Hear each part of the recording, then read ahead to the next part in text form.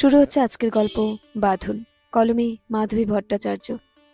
বিশাল বাড়িটির কোণের দিকের একটা ঘরে জুবুথুবু হয়ে বসে থাকা 17 বছরের মেয়েটির খিদে পেয়েছে খুব, কিন্তু কাকে বলবে খিদের কথা। সবেমাত্র কাল ফুলশয্যা গেল, জড়তা সংকোচ কাটিয়ে উঠতে পারেনি সে এখনো।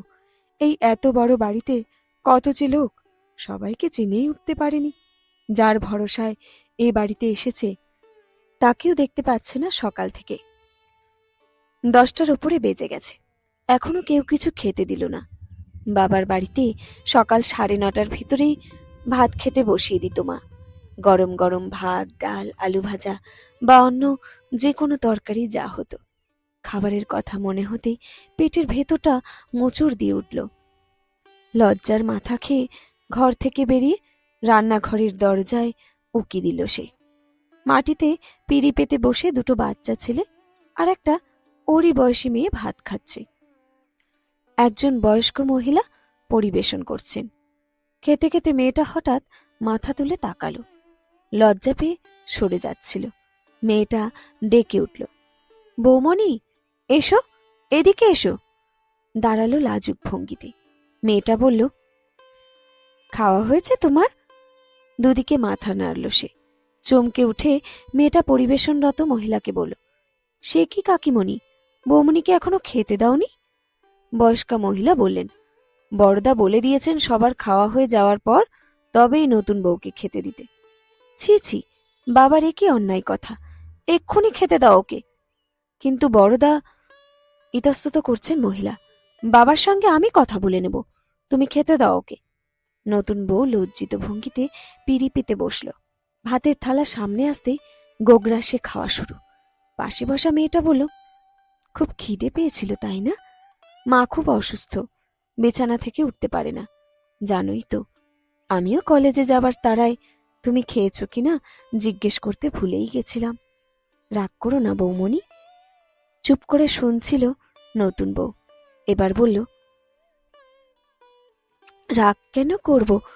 একটা ঢোক গিলে আবার বলল, তুমি কি ওর বোন কুমুদিনী? মেয়েটা হেসে ফেলল, হ্যাঁ গো, চিনতে পারোনি বুঝি? আমি কুমুদিনী, তোমার বড় ননদ। সবাই আমাকে কুমু বলে ডাকে। হাসলো নতুন বউ, তারপর ফিসফিস করে বলল, তোমার দাদা কোথায়? সকাল থেকে তো দেখতেই পাচ্ছি না। দাদাকে খুঁজছো? তবে হয়েছে, দাদা যে কখন ঘরে থাকে কখন নয় আমরাও জানি না। কেন যে দাদার বিয়ে দিলেন বাবা, কোনো দায়িত্বই নিতে শেখেনি। দিনরাত বাইরে টোটো করে বেড়ানো ছাড়া আর কোনো কাজ নেই ওর। মেয়েটার বুকটা ধরাস ধরাস করছিল। কার ভরসা এ বাড়িতে এসেছে? বাবা কার সাথে বিয়ে দিলেন? সে তো এখন বিয়ে করতে চায়ও নি, আরো পড়তে চেয়েছিল, কিন্তু বাবা জোর করে বিয়ে দিয়ে দিলেন। ওকে চুপ দেখে কুমু বলল, ভয় পাচ্ছ বৌমণি? দাদা এমনিতে খারাপ নয়, শুধু একটু বাউন্ডুলে গোছের। ভয় পেও না, আমি তো আছি তোমার সাথে। ভাত খেয়ে বেরোনোর পর শ্বশুরমশাইয়ের ঘরে ডাক পড়ল। মাথায় ঘোমটাটা ভালো করে টেনে দিয়ে ঢুকলো। কুমুও এসেছে সঙ্গে। ঘরে পাশাপাশি দুটো বিছানা। একটা বিছানায় রুগ্ন শাশুড়ি মা শুয়ে আছেন। চলাফেরার ক্ষমতা নেই, কথাও বলতে পারেন না। ছোট মেয়েটা জন্মের পর থেকেই নাকি কি এক অসুখে তার এই অবস্থা। শ্বশুরমশাই বসেছিলেন নিজের বিছানায়, গম্ভীর মুখে বললেন, কিছু কথা তোমাকে বলছি বড় বৌমা, মন দিয়ে শুনে নাও। এই সংসারের ভার কিন্তু এখন তোমার, পারবে তো সবকিছু সামলাতে? মাথা হেলালো সে। তিনি আবার বললেন, আমার মেজ ছেলে মাধ্যমিক দিয়েছে, সেজো 7-এ পড়ছে, ছোট ছেলে 3-তে, কুমু কলেজে পড়ছে, আর তোমার সবচেয়ে ছোট ননদ এই সবে 3 বছরের হলো। এদের ভারও কিন্তু তোমাকেই নিতে হবে। তোমার স্বামী অর্থাৎ আমার বড় ছেলে রাতুল কলেজ পাশ করে দিন রাত বাউন্ডুলের মতো ঘুরে বেড়াচ্ছে, কোনো কিছু করার চেষ্টা ওর মধ্যে নেই। ওকেও মানুষ করার দায়িত্ব তোমার। কুমু বলল, এত ছোট মেয়েকে কত কাজের ভার দেবে বাবা? আমার থেকেও তো বয়সে ছোট। তুই চুপ কর, কলেজে গিয়ে 2 পাতা পড়েই নিজেকে মহাজ্ঞানী ভাবার কিছু হয়নি। আমার মুখের উপর কথা বলবি না। কুমু চুপ করে গেল। শ্বশুরমশাই ফিরলেন নতুন বউয়ের দিকে। বৌমা, যাও এখন, আমার কথাগুলো শুধু মনে রেখো। চুপচাপ বেরিয়ে এলো। পেছন পেছন কুমু। কলেজে বেরিয়ে যাওয়ার আগে সে চুপি চুপি বলে গেল, একদম ভয় পেও না বৌমনি, বাবা হয়তো একটু শাসন করবে, কিন্তু আমি সব সময় তোমার সাথে আছি, কিচ্ছু চিন্তা করো না। চারিদিকের অন্ধকারে একটাই আলো শুধু দেখতে পাচ্ছে নতুন বউ ইন্দিরা। সেই আলোর উৎস কুমুদিনী, ওর ননদ। এই অচেনা পরিবেশে ওর একজনই বন্ধু, আর সে হল কুমুদিনী। এক বিশাল কড়াই ভর্তি ধান সেদ্ধ হচ্ছে উনুনে। বাঁশের কঞ্চিগুলো উনুনে ঠেলে ঠেলে দিচ্ছিল ইন্দিরা। আগুনের আঁচে ওর মুখ লাল। ধানগুলো সেদ্ধ হলে রোদে শুকিয়ে নেবে, তারপর ওই ধান ভেজে তৈরি হবে মুড়ি। কাক ভরে উঠে কাজে লেগে পড়ে ইন্দিরা। তারপর সারাদিন কিভাবে কেটে যায় নিজেই জানে না। রাতে শুতে যাওয়ার সময় সংসারের কাজ থেকে মুক্তি মেলে সেদিনের মতো। বাকি সময় চরকি পাক খেতে হয়। অবাক হয়ে যায় ইন্দিরা, কি করে এত সব সামলাচ্ছে, এত শক্তি কোথা থেকে এলো জানে না। সংসারের এত লোকের রান্না, কাপড় কাচা, বাসন মাজা, ছোট ননদ দেওরদের দেখাশোনা, শাশুড়ি মায়ের দেখাশোনা সবই তো সামলে নিচ্ছে। যদিও কুমুদিনী যতক্ষণ বাড়ি থাকে পুরো সময়টাই বৌদির পেছনে পেছনে থাকে। দুজনে মিলে হাতে হাতে কাজগুলো করে ফেলে। কুমু না থাকলে কি যে হতো। নিজের বর রাতুলকে এখনো বুঝতে পারল না ইন্দিরা। সংসারের দিকে একটু নজর নেই, বউয়ের দিকেও নেই। কথায় কথায় বলে, আমি তোমায় আনিনি, বাবাই জোর করে তোমায় নিয়ে এসেছেন। কি করব বলো তো, তোমার আঁচল ধরা হয়ে ঘরে বসে থাকতে তো পারবো না, মাপ করো আমায়। ইন্দিরাও বলে, কিন্তু তোমাকে তো কিছু একটা করতে হবে, বাবার রোজগারে আর কতদিন খাবে? সে আমি করব, তোমাকে এ নিয়ে ভাবতে হবে না। চুপ করে থাকে ইন্দিরা। এমন বাউন্ডুলের স্বামীকে ঘরে বেঁধে রাখার সাধ্যই ওর নেই। এই কয়েক মাসে ইন্দিরা বুঝেছে পুরো সংসারটা চলে শ্বশুর মশাইয়ের নির্দেশে। তিনি যা বলেন তাই মেনে নিতে হয় সবাইকে। তার কথার উপরে কেউ কথা বলে না এ বাড়িতে, শুধু কুমু ব্যতিক্রম। সে বাবার সঙ্গে তর্ক করতে ছাড়ে না। শ্বশুরমশাই প্রচণ্ড রাগী মানুষ, কথার অবাধ্য হলে বেজায় রেগে যান। শুধু তিনি পছন্দ করেন না বলে এ বাড়িতে চায়ের চল নেই, অথচ ইন্দিরার বেজায় চায়ের নেশা। রাতুলকে বলেছিল এ কথা, কিন্তু রাতুল বলল, বাবার অবাধ্য হয়ে কিছু করার সাহস নেই আমার, চা খাওয়া ভুলে যাও। কাপুরুষ স্বামীর ওপর আর ভরসা করতে পারে না ইন্দিরা। কুমুকে বলেছিল নিজের চায়ের নেশার কথা। কুমুদিনী কলেজ থেকে ফেরার পথে লুকিয়ে চায়ের পাতা কিনে নিয়ে এলো। শ্বশুরমশাই বাড়ি না থাকলে সবাই মিলে চা খাওয়া শুরু হলো উনুনের ধারে বসে। তারপর কাপগুলো লুকিয়ে রাখা হতো যাতে তার নজরে না পড়ে। এত ভয়ে ভয়ে থাকতে একেবারে ভালো লাগে না। সংসারের কাজে পান থেকে চুন খসলেই রেগে যান তিনি, আর ইন্দিরাকে কথা শোনান। খুব খারাপ লাগলেও মুখ বুজে থাকে ইন্দিরা। তবে একদিন ধৈর্যের বাঁধ ভেঙে গেল। সেদিন 3 বছরের ছোট্ট ননদ খুব কাঁদছিল। ইন্দিরা সারাদিনের পর সবে খেতে বসেছে। খিদে পেটে মোচড় দিচ্ছিল, গোগ্রাসে খাচ্ছিল সে। শ্বশুরমশাই মেয়ের কান্নায় বিরক্ত হয়ে ইন্দিরাকে ডাকছিলেন ওকে শান্ত করার জন্য। ইন্দিরা খাওয়া শেষ না করে উঠতে পারছিল না। একটু অপেক্ষা করে শ্বশুরমশাই রান্নাঘরে এসে হাজির হয়েছিলেন। রেগে গিয়ে ভাতের থালা কেড়ে নিয়েছিলেন বৌমার হাত থেকে। হতবাক ইন্দিরা খাওয়া ফেলে উঠে পড়েছিল, আর সেই প্রথমবার প্রতিবাদ করেছিল সে। 3 দিন ধরে খাওয়া দাওয়া বন্ধ করে বিছানায় শুয়েছিল।